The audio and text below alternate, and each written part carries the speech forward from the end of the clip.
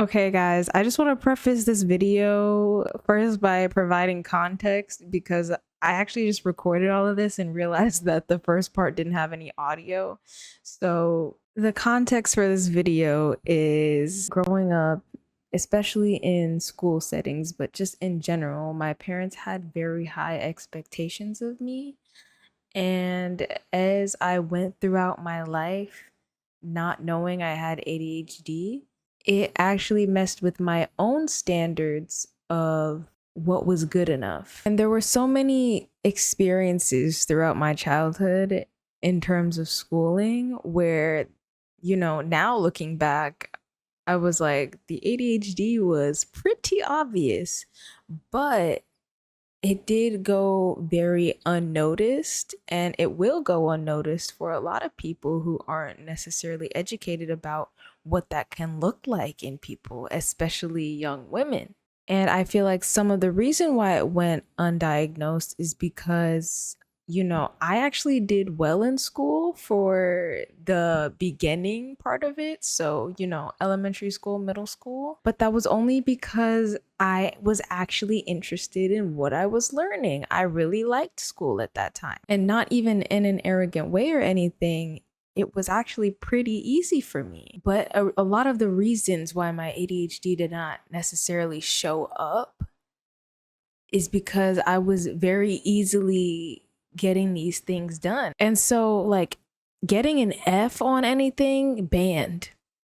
I realized also recently that how much I expected approval and validation from my parents whenever I did do well in school. Like, I would want them to see, like, I would make that something that they needed to see. It was almost like my way of proving myself to them. But it's hilarious because even though I did well in the early years, right? I had a messy backpack, I had a messy desk, I didn't have any structure to what I was doing because it didn't really require structure. So in high school, my parents, they sent me to a college preparatory, private, all girls Catholic high school. And I was like, oh, this is cool. This is nice, right? It was a change of scenery because, I mentioned in my last video, I went to predominantly Black institutions. And, that if you know anything about the US, that gets less funding a lot of the time. And it's not really a proper space for people to grow. So that is why they ended up sending me to that high school in particular. And I remember being so excited about it. Like, I was excited about it, thinking about all the validation that I could get. Like, it really got to my head. So you take all of that from my previous years, right? Elementary school and middle school being pretty easy for me, no problem at all, in a place that was not properly funded. That's important as well. So you can expect that the same thing was expected of me in high school, right? And things just got 10 times harder. It was college preparatory after all. And when you think about the essence of college, right? You are in control of your time. You govern yourself. And when you have undiagnosed ADHD, when you're starting to learn how to do this for preparation for college, it's a lot harder. Like, at my high school, we had to schedule our tests. We had to pick a day, schedule the test, and show up on that day. No exceptions, right? If you didn't do so, you would get an F on the test automatically. And so, like, maybe my first month into school, I don't really remember exactly, but I know I was a freshman in high school.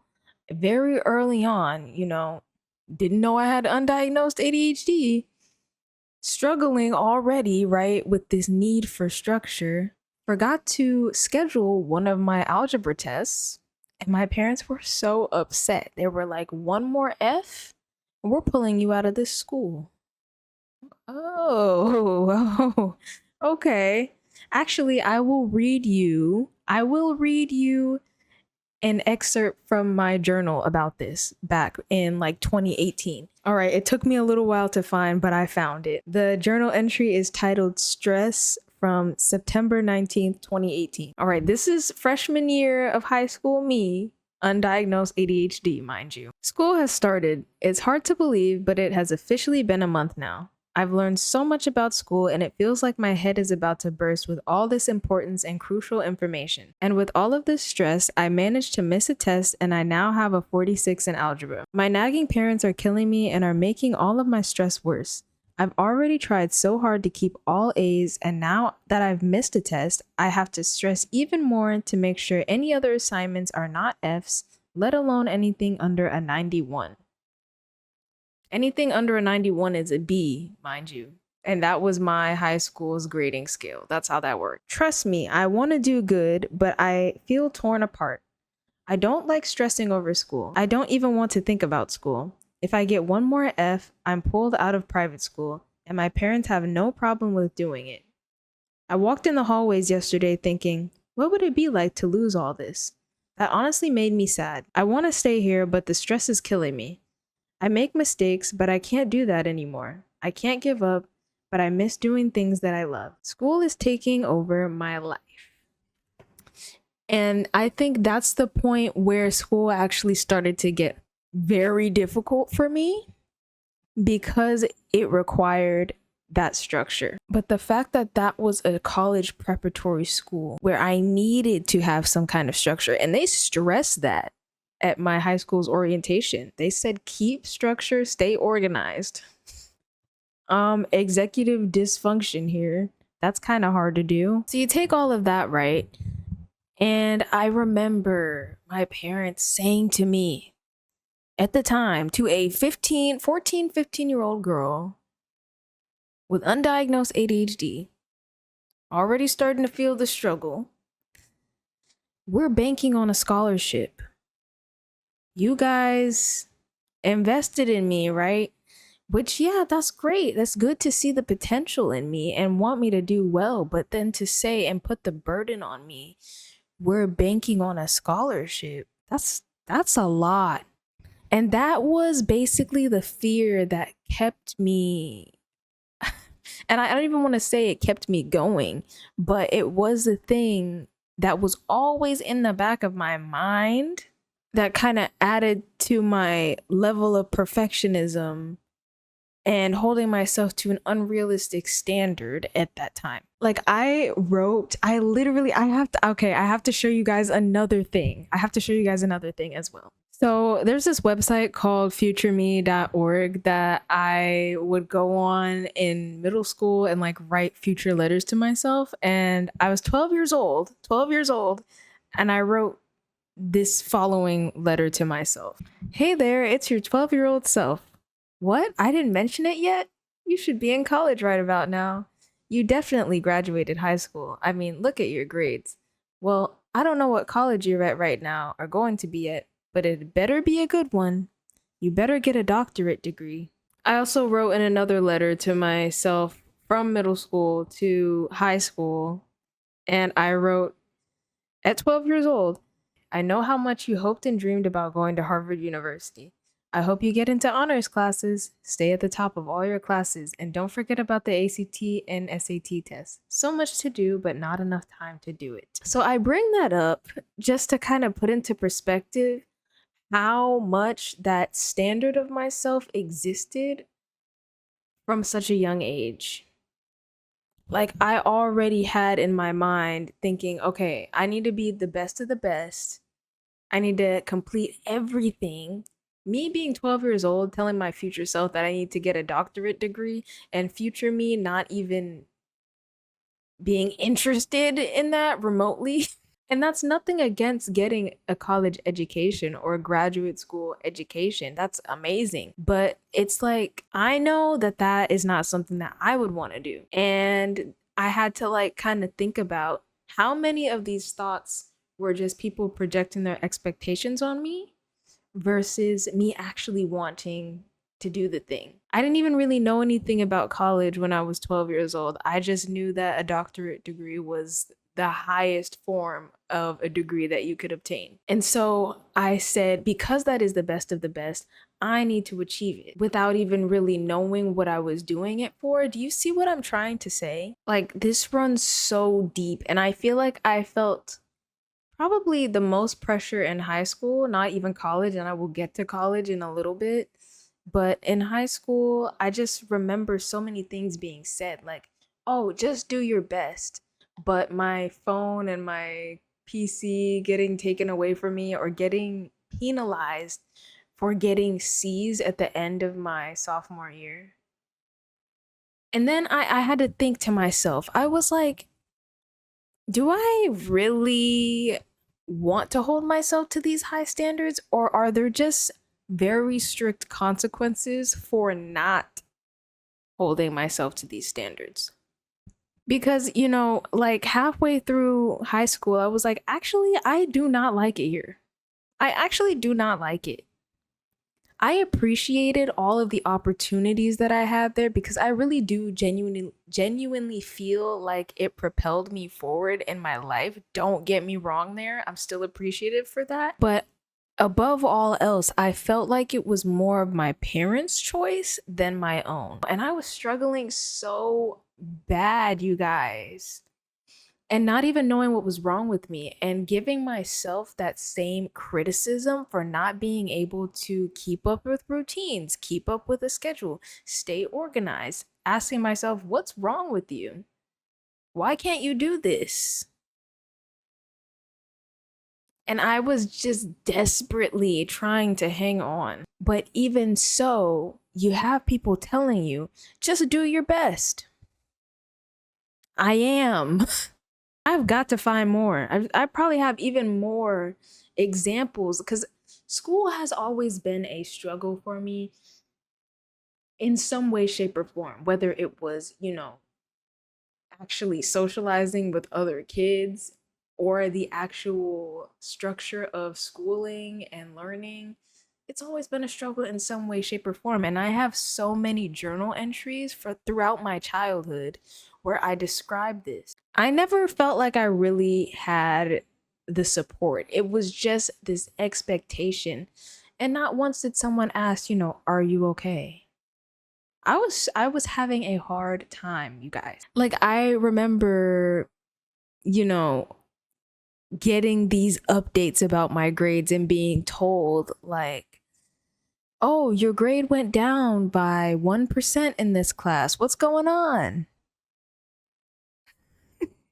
Like this constant attention to my performance in school. And even though I did graduate with a 3.9, I still, at the end of the day, felt like I didn't do enough because my GPA started with a 3 and not a 4. It's also like having undiagnosed ADHD, and when things don't work out, people think you're being careless and not being grateful for the opportunity of you going to this college preparatory high school. It's like constantly being reminded how much they paid for you to do this. I get it. I do.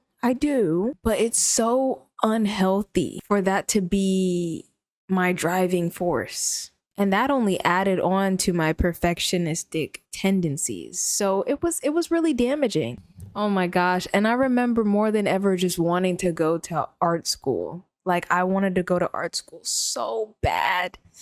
And honestly, I'm at a point now where I'm glad I didn't, because I feel like people can still pursue creative careers without necessarily needing to go to an art school. And right now I'm paying back my student loans, guys, and it ain't worth it. But at in the time that I was, trying to figure out what I wanted to do for college, I brought up art school so many times. And I remember having a conversation, like kind of a heated conversation in high school, where I was at the dinner table and I was like, well, it's my life. And I got responded to with, but it's our money, which that's true. It is true.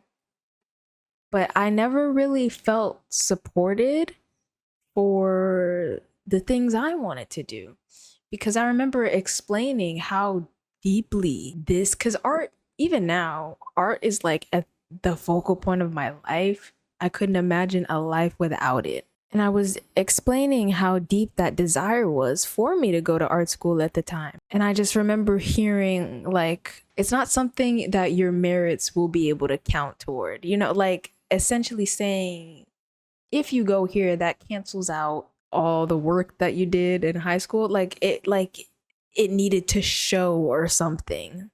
Like I needed to go to a prestigious type of institution. And I get it, it does kind of lock you out of other things, but there's a lot of layers at play here for me. Like I remember creating a whole like Google presentation, Google Slides presentation for all the majors that I was interested in, just to try and get them to understand, like, you know, this is really how I feel about this. You can make good money from this, having to kind of prove it. Even on my first video on this channel, I made a comment in the video talking about how I always felt like I needed to run stuff by them. I felt like I needed to get their approval for it first. And the same thing went for my college major when I was starting to decide that. Hence why I made an entire Google Slides presentation for them, breaking it down, proving to them, you know, I can make money from this. And I've always been like a big video game person. I love video games. And I thought, you know, okay, if they won't let me go to school for art, if I won't get support in that, then we'll do something in the STEM major and be able to use it towards game development one day. And that was my goal for a long time. I always wanted to be a video game developer because I felt like that still allowed me to have some creative freedom while also doing something practical, if you will. And so I was like, okay, then I'll just go to school for computer science. And approval, instant approval there, you know, there was no pushback. A big contrast from me expressing that I wanted to go to art school. So I end up choosing that as my major in college. And once college hits, everything basically goes downhill from there. Like, actually. And I have so many videos I can make about my college experience.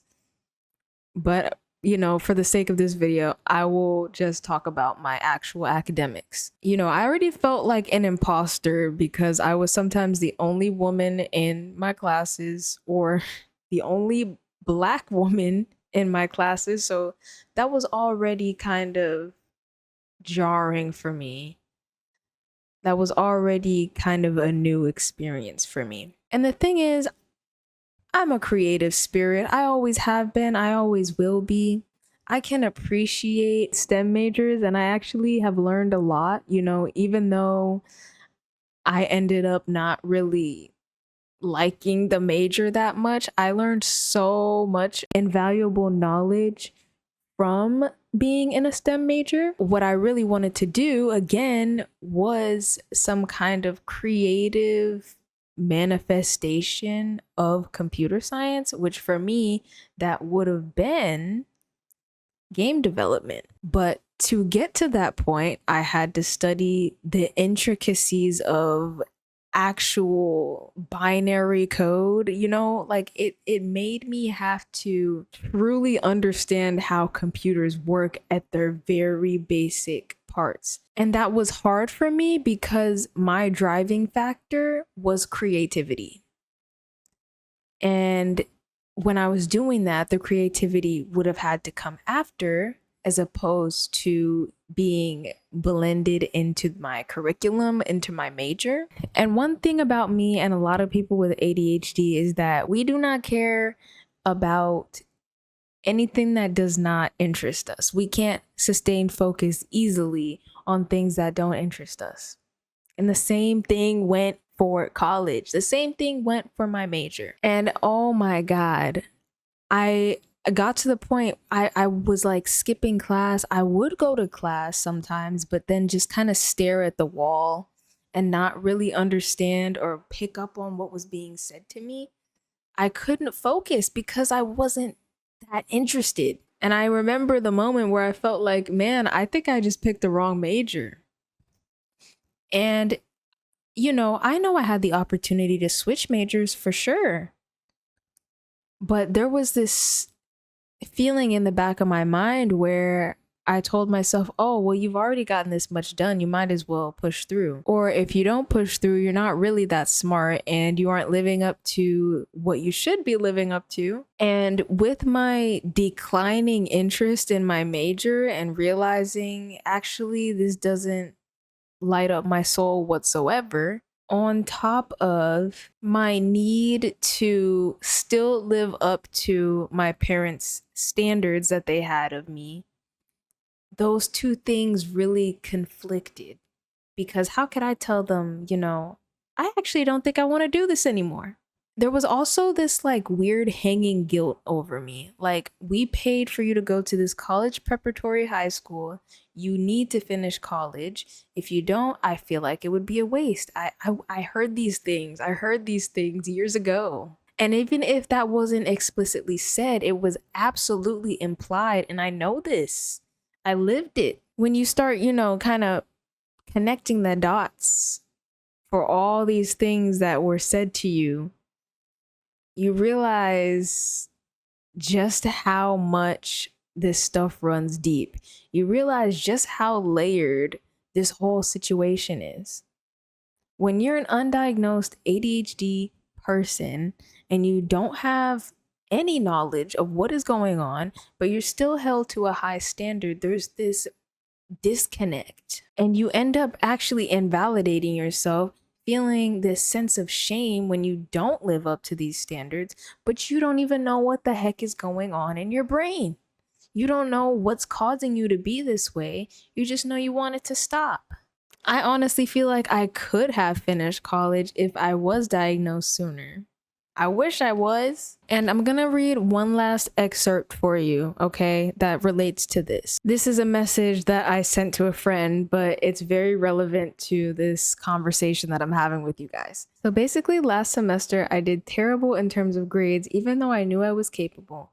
There were tons of factors that led to me basically failing that semester. And like I told you, I honestly think I might have ADHD. That was pre-diagnosis. And obviously, I have social anxiety and the other stuff that's mixed in there. So it was a disaster, but also my parents have this huge expectation of me to get good grades. I think I told you this. As a kid, my dad said, you should be at the top of your classes. So that put pressure on me from a very young age. Even in my first year of high school, I accidentally missed a test completely by accident, which I mentioned to you guys, which made my grade fall, and my parents said, one more bad grade and we're pulling you out of this school. They were paying for it, that's why they said that. Which in a way I get, but all my life I've only ever really gotten good grades out of pure fear. So often in high school, my dad would check my grades over and over again, like if it fell by 1%, he'd comment on it. So we fast forward to college. Because I was living in a dorm, kind of on my own, the pressure to do super well diminished because I wasn't so fearful.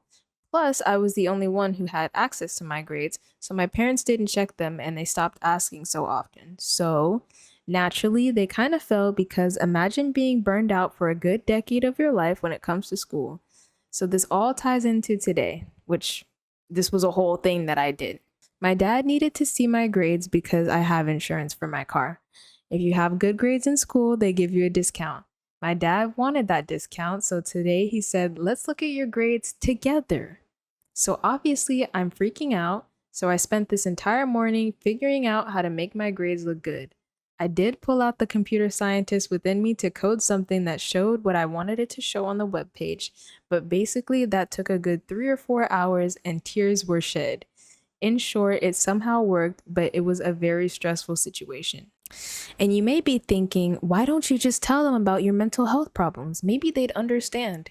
Well, it very easily gets written off as laziness, bad time management, and being immature. So guys, it's the fact that their expectation of me was so embedded into my sense of self that I felt the need to code a browser extension to make my grades look how they wanted them to. To this day, they don't even know that I did that. They don't even know that I was crying my eyes out that morning. And even in that moment, I still blamed myself. Like, Why couldn't you have been more organized? Why couldn't you have focused in class? Why couldn't you have had structure in your life? Why couldn't you have a routine? Why couldn't you manage your time? And any other thing that had to do with executive dysfunction. And now I'm not even in school because I can't freaking afford it. They were paying for my school for quite some time, but it got handed off to me and I can't afford it. So I'm just working now. But that is kind of the journey, and that is the damage of having undiagnosed ADHD and having high standards from people on top of it. And I fell into a pretty bad depression when I was in college as well. So you take all of that, and then my room is a mess, and it's hard for me to do anything. I'm eating one meal a day. Guys, it goes so deep. It goes so deep. And I'm so glad that I sought out this diagnosis. I'm so glad that I took the time to look at myself and say, something is not right. And I just want to encourage anybody, right? Even if you don't have people around you who are gonna get it, you can be the person who is self-aware enough to say, I am struggling with this. Let me see what I can learn about myself.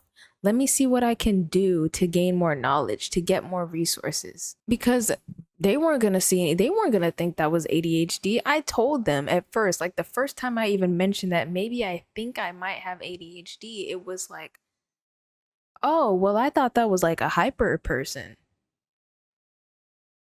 Do all the research that you can.